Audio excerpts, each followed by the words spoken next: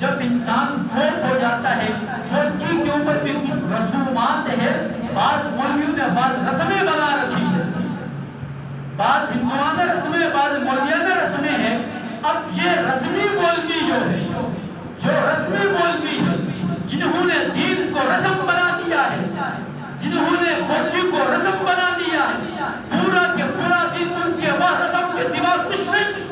وہ اٹھ کے کہتا ہے یہ بھی ولادت کا ممکن، یہ بھی ولادت کا ممکن، یہ بھی نبی کا غصہ، یہ بھی نبی کا غصہ، کیوں غصہ کے کہتا ہے یہ ولادت کا ممکن ہے؟ اس عقل کے تقدے سے اگر کوئی پوچھے بھائی ولادت کا انکار کیا کس نے ہے؟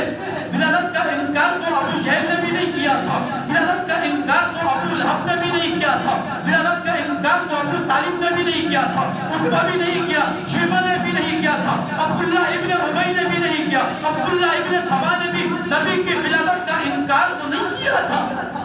دنیا کے اندر جو سب سے بڑے کافر، جو نبی کے سب سے بڑے دشمن تھے، مسلمہ کذاب نے کیا نبی علیہ السلام کی ولادت کا انکار کیا تھا؟ کیا اسود عنسی نے نبی علیہ السلام کی ولادت کا انکار کیا تھا؟